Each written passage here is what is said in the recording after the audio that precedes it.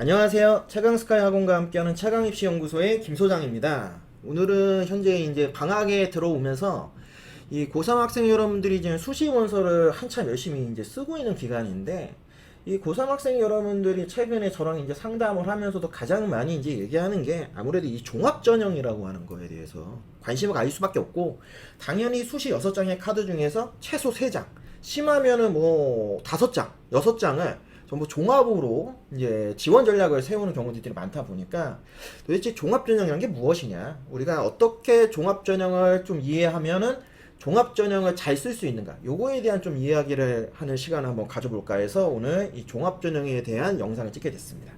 우선은 종합전형이라고 하는 거는 말 그대로 종합이죠. 저희가 이제 학교생활 3년 동안 했었던 모든 활동 내용들을 대학들이 다 보겠다.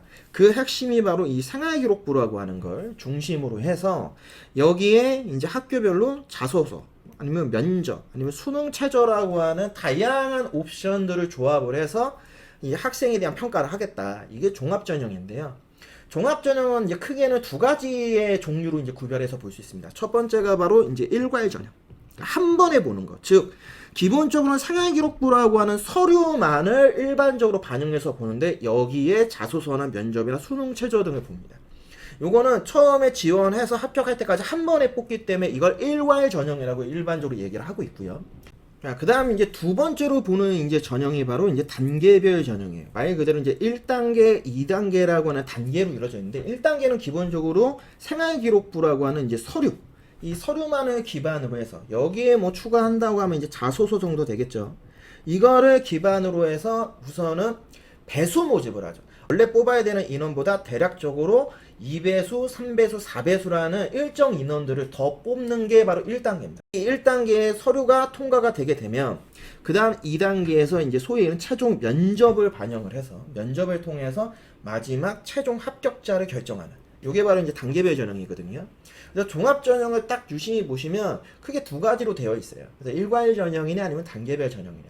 각각의 전형에 대한 기본적인 특징이라고 한다면, 일괄 전형은 말 그대로 서류만을 반영해서 학생을 모집한다. 그러니까 서류로 이 학생을 어떻게 보면 뽑는다라고 보시면 되고, 단계별 전형은 서류를 통해서 이 학생이 가지고 있는 가능성을 확인하고, 실제로 만나서 면접을 통해서 내가 지금 느끼고 있는 가능성이 맞는지, 요거에 대한 매칭을 해서 실제 학생을 모집하는 게 바로 단계별 전형이다.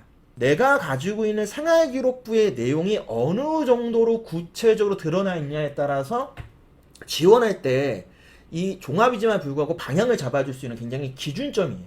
그렇기 때문에 이 두 가지 전형에 대해서 정확하게 좀 이해를 해 주셔야 되고, 그러면 도대체 이놈의 생활기록부라고 하는 건 도대체 뭘 보는 거냐, 이게 어떻게 보면 이제 학부모님들과 학생들이 가장 고민하는 거예요. 도대체 뭘 보냐, 이게 어떻게 보면 학생이나 학부모님들이 제일 궁금해 하시는 거란 말이에요.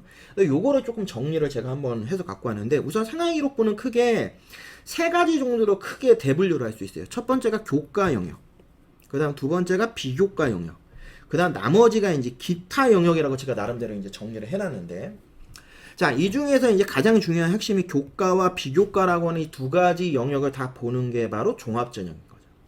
자, 그 중에서 교과에서 종합전형에서 가장 많이 반영하는 게 바로 요 세특기라고 하는 거예요. 이제 세부특기 내용이라고 하는데, 자, 이거는 현재 고3과 현재 고2가 전부 동일합니다. 각각 과목당 500자를 써줄 수 있어요. 그래서 꽉꽉 채우는 게 일단은 제일 중요해요. 수업 참여를 얼마나 잘했냐에 따라서 솔직히 이제는 세특이 결정된다고 보셔야 돼요. 정말 학교 선생님들의 파워가 제일 센 게 바로 이 세특입니다. 그러니까 그 점을 좀 잘 보셔야 되고, 비교과에서 우선 첫 번째 동아리 활동 같은 경우에는 일반 동아리 있죠. 이 일반 동아리가 가장 중요하다. 내가 일반 동아리에서 어떠한 활동을 하고 있냐가 매우 중요하기 때문에 이 부분에 좀 포인트를 잡으시고, 현 고1, 고2는 자율 동아리 안 해도 상관없습니다. 그거 해봤자 큰 의미가 없어요. 어차피 대입에서 반영을 해주지 않아. 그러니까 그런 시간에 좀 더 공부를 더 많이 하는 게 중요하다. 그리고 과거에는 청소년 단체 있잖아요. 뭐 아람단, 보이스카우트, 뭐 한별단 이런 거 있습니다. 이런 거 다 미기재. 다 기재되지 않고요. 소논문도 이제 기재 금지입니다.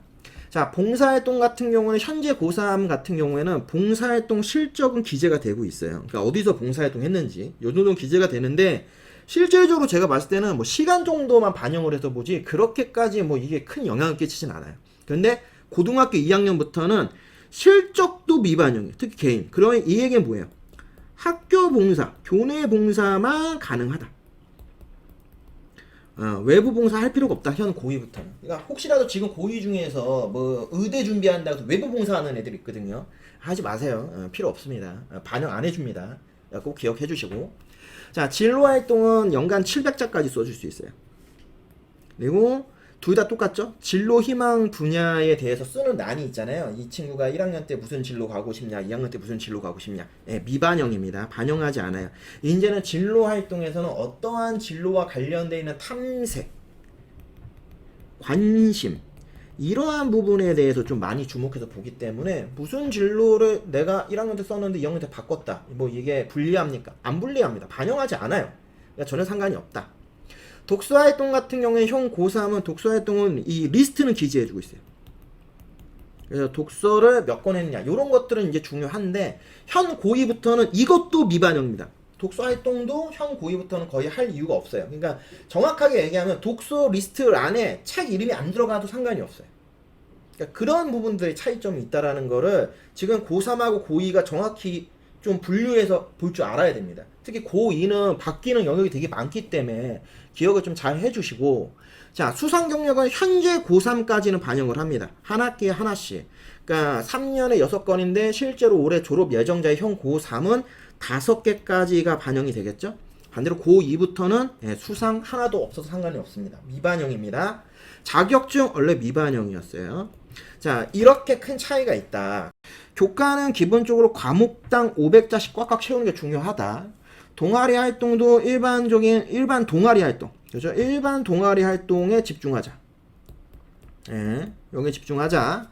봉사활동 같은 경우에 더 이상 이제 의미 없다. 예, 미반영이다. 특히 내년부터는 진로활동 다 의미 없다. 다 미반영이다. 그냥 기본적으로 내가 진로와 관련되어 있는 흥미, 관심, 그리고 탐색 활동했던 내용들만 많이 들어가 있으면 된다. 독서 활동 현 고3은 리스트는 많이 들어가 있어야 된다. 즉 양으로 승부하자. 반대로 현 고2는 미반영인가 필요 없다. 수상 경력 현 고3은 필요하다. 무조건 한 학기에 한 개씩 5개는 무조건 기본적으로 들어가 줘야 된다. 5개 다 봉사상이어도 모범상이어도 무조건. 근데 현 고2는 필요 없다. 그리고 자격증 둘 다 필요 없다. 이렇게 우리가 좀 이 생활기록부 기재 변경 내용도 한번 정리해서 좀 보았습니다. 그래서 이런 부분들, 특히 현 고2 학생 여러분들, 고1 학생 여러분들 마찬가지입니다. 지금 생기부 어떻게 해야 되냐? 저는 개인적으로 고1, 2한테는 생활기록부에 대한 내용에서 가장 중요한 건 세트, 동아리, 요 두 개에다가 좀 포인트를 많이 맞추고 최대한 학업 관련 그리고 자신이 생각하고 있는 진로적인 부분과 관련된 활동을 얼마나 좀 더 깊게 다양하게 할 것인가, 여기에 좀 포인트를 좀 많이 맞췄으면 좋겠다라고 다시 한번 좀 말씀을 드리고 싶어요. 이 생활기록부 기재 반영 영역에서 특히 이 비교과 영역에 대해서는 정말 말이 많잖아요. 그러니까 도대체 이놈의 비교과 영역이라고 하는 게 어떤 것까지를 보는 거냐. 그래서 이것도 제가 오늘 좀 정리를 해왔어요. 우리 학부모님들이 좀 이런 거를 보시고 이러한 각각 영역들이 어떤 것들을 의미하는지 이런 것들을 좀 잘 보시면 좋지 않을까 싶은데, 우선은 반영 영역들을 제 나름대로 이제 키를 만들었어요. 우선 인적 학적상 요 출결 요거 있죠. 인학출이라고 하죠. 이 인학출. 요거 같은 경우에는 가장 대표적인 게 요거예요. 이제 성실성, 그다음에 이제 근면성 이런 것들을 좀 볼 수 있고, 아니면 다른 영역에 대한 평가예요. 그러다 보니까 특히 자소서의 활용을 많이 할 수 있다. 어떤 개인적인 환경에 대한 특성 아니면 극복한 부분들에 대해서 알기에 좋은 게 요 영역이다. 물론 인적하고 학적 사항에 대해서는 블라인드입니다. 그래서 알 수가 없어요. 이제 요런 것들. 그러면 여기서 실제로 우리가 좀 포인트로 보는 건 출결 정도겠죠, 출결. 자, 그 다음 수상 경력. 이거는 올 고3까지만 들어가니까 현 고3 학생들한테 수상 경력은 어떤 의미를 갖고 있냐. 왜냐면 한 학기에 한 개씩을 집어넣어야 되는데 내가 어떤 걸 집어넣어야 될지 잘 모르잖아요. 자, 관심 분야, 전공 적합성, 자기 주도성. 저는 이 셋 중에 하나의 포인트를 맞춰라. 주로 제가 보는 수상 경력에 대한 의미는 내가 어떤 분야에 관심을 가지고 있느냐. 그리고 어떤 식으로 내가 노력했는지에 대해서 굉장히 구체적으로 보여줄 수 있는 활동이 이 대회예요. 그 대회에 나가서 내가 수상 경력까지 얻었다. 그거는 굉장히 좋은 어떤 사례로 만들어서 보여줄 수 있다라는 거죠. 그런 부분에서 수상 경력을 좀 보시면 더 좋을 것 같고, 이제 창체에선 자율. 이 자율활동이라는 이름 안에 되어 있는 것들은 주로 이제 자기주도성 아니면 여러 가지 인성이나 이 사람의 태도 이런 것들에 대한 파악을 할 수 있어요. 그래서 여기서 가장 중요한 건 얼마나 능동적으로 내가 활동하고 노력했냐 이런 거에 대해서 평소에 좀 기록을 많이 하셔야 돼요. 그리고 이러한 활동을 할 때 나의 역할이 무엇이었냐, 특히 자소서나 이런 데서 공동체와 관련되는 이번 문항을 적을 때 자신의 어떤 역할 이런 것들에 대해서 강조해서 써야 되는 경우들이 있어요. 그러한 역할 아니면은 내가 했던 활동의 이 참뜻, 이게 어떠한 의도를 가지고 활동을 한 거냐 이런 거를 좀 생각하면서 활동하고 기록을 해서 꼭 나중에 자율활동의 내용에 기재될 수 있게. 왜냐면 자율활동 내용이 거의 다 컨트롤 C, 컨트롤 V예요. 그러다 보니까 이게 조금 유별나잖아요. 좀 특이하면은 눈에 확 띕니다. 그런 부분들을 좀 장점화 시킬 수 있어요, 실제로.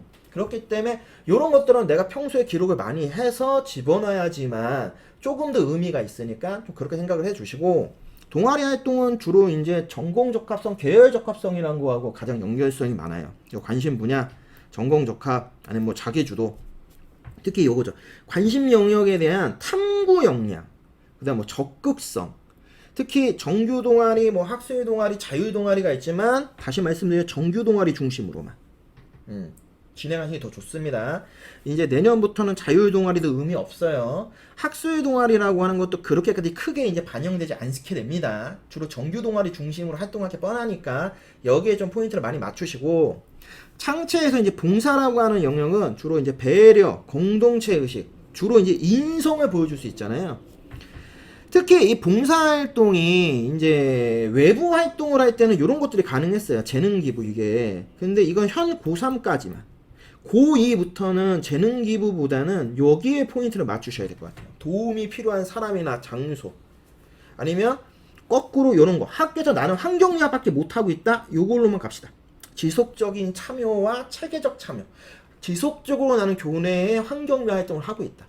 이 어떤 성실성. 요런 데에 좀 포인트를 맞추시면 일반고 학생들한테는 봉사활동도 나름 기록의 의미가 있다고 저는 이제 생각이 들어요. 자, 그 다음에 이제 창체에서 진로라고 하는 영역은 이제 관심 영역과 자기주도적인 역량을 이제 확인시켜 줄 수 있는데, 특히 이런 것들이 저는 기재가 되면 좋다고 봅니다. 이제 내가 갖고 있는 관심 영역에 대해서 내가 어떤 사전 자료 준비를 했냐, 어떤 식의 내가 관심과 흥미를 갖고 탐색, 탐구 활동을 했느냐, 이런 것들이 명확하게 좀 들어가면 좋지 않을까. 그래서 뭐 질문 리스트 같은 거를 작성을 해서 뭘 해봤다거나 설문지 조사를 해봤다거나 이러한 어떤 능동적 참여했던 내용들이 진로 활동의 기재가 많이 되어 있으면 더 좋지 않을까 싶고요. 독서 활동 상황 같은 경우에 현 고3 학생들한테만 어떻게 보면 좀 직접적으로 연결이 되는 건데, 주로 이제 관심 분야를 파악할 수 있고, 뭐 전공 적합성, 아니면 뭐 자기주도성을 파악할 수 있죠. 즉, 학문에 대한 탐구에 대한 열정, 아니면 자기주도적 학습 능력들을 내가 본 독서 리스트를 통해서 알 수 있다라는 겁니다. 그러니까 독서를 할 때는 공통에 따른 독서도 매우 중요하지만, 자기가 관심 있는 분야에 대한 전공과 좀 계열과 적합화되어 있는 좀 전문성 있거나 조금 더 깊게 볼 수 있는 독서 리스트들이 특히 2학년, 3학년 때 많이 들어가면 들어갈수록 제가 볼 때 더 좋을 것 같다. 요렇게도 좀 표현을 해드리고 싶습니다. 행동 특성 및 종합 의견이라고 하는 건 이건 담임 선생님들이 이제 주로 써주시는데요. 거의 다 뭐 여기는 다 담임 선생님이 써주긴 하지만, 자, 학생의 특성을 되게 구체적으로 서술한 내용들이 만약에 행특에 많이 들어가 있다. 그러면은 당연히 대학에는 입학사정관들이 이 지원자에 대해서 파악하기가 용이하겠죠. 그리고 그만큼 학교에서 굉장히 이 친구가 좋은 친구구나, 이런 식의 어떤 긍정적 평가를 받을 수 있다는 겁니다. 그렇기 때문에 지금 얘기하고 있는 이 생활기록부의 이 비교과 영역들은 제가 지금 말씀드린 이런 반용 요소를 기준으로 해서 의미를 이해하시고, 거기에 맞는 반영 키에 따른 활동들을 주로 해서 기재할 수 있게 노력을 한다라면 종합전형에서 서류평가라고 하는 부분에서 조금 더 유리하지 않을까. 제 개인적으로 그렇게 생각을 해서 좀 도움을 드리고자 오늘 이렇게 좀 한번 말씀을 드리게 됐습니다. 참고하실 수 있는 분들은 좀 참고하시면 조금 더 도움이 되실 겁니다. 다음은 이제 교과 영역. 그쵸. 이 교과 영역이라고 하는 게 어떻게 보면 종합전형도 종합전형이지만 일반적으로 우리가 얘기하는 이제 교과, 내신만 반영하는 전형에서 되게 중요하잖아요.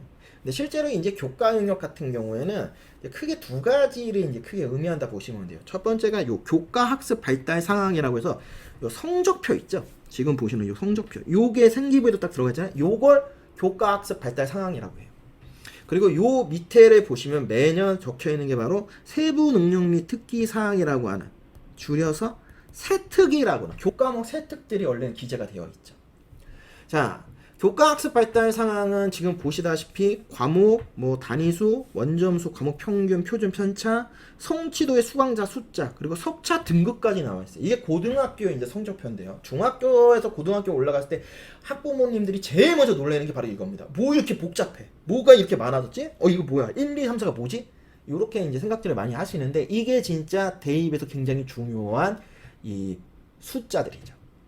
그래서 이걸 통해서 뭘 보냐? 일단은 학생들의 학업 성취 수준을 볼 수 있고요. 이 친구의 기초 학업 역량도 알 수 있고, 전공과 관련되어 있는 이 과목들에 대한 수학 능력도 역량을 확인할 수 있어요. 그러니까 이러한 종합적인 걸 다 반영해서 보는 게 바로 교과 학습 발달 상황이고, 종합전형에서는 교과 영역이라고 불리는 부분입니다. 그럼 이게 어떤 식으로 반영이 되느냐? 제가 볼 때 제일 중요한 거는 우선은 모집 단위와 상관없이 기재된 모든 교과 영역이 다 종합전형 평가 반영해요. 내가 예를 들어 국어 국문학과를 갈 거야. 그렇다 하더라도 국영수 과사의 은미책까지 모든 과목을 다 반영합니다. 이게 종합입니다. 그러니까 우리가 얘기하는 내신 전형이라는 교과 전형은 나와 관계가 있는 과목들 중심, 아니면 주요 과목 중심만 반영한다면, 종합 전형은 그 숫자를 반영하는 게 아니라 이 숫자들이 의미하는 의미를 파악해서 반영해 주는 거예요. 그렇기 때문에 모든 교과가 다 반영이 되고, 전공과 절대 관련지어서 평가를 하진 않아요. 주로 전공과 관련지어서 평가를 하는 거는 나중에 세대까지 연결을 해서, 아니면 다른 활동들과 연결해서 계열 적합과 가깝냐 이렇게 판단하는 거죠. 이 교과 학습 발달 사항만 가지고 평가하지 않습니다. 다만 요걸 보는 거죠. 바로 지원자의 계열에 대한 기본 소양은 갖추고 있냐. 너 문과면 국어, 영어, 사회 탐구라고 하는 과목에 대한 학습 역량은 좋냐?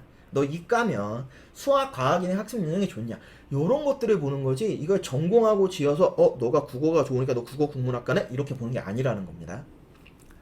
자, 이거와 함께 연동되는 게 세특이죠. 세특은 지원자의 학업 역량, 학업 수월성, 전공의 기초 소양 같은 이 친구가 얼마만큼 현재 학업 역량을 가지고 있고 학업 역량이 발전할 수 있고 얼마나 깊이 있게 공부할 수 있는 친구인지, 이런 것들을 보는 거예요.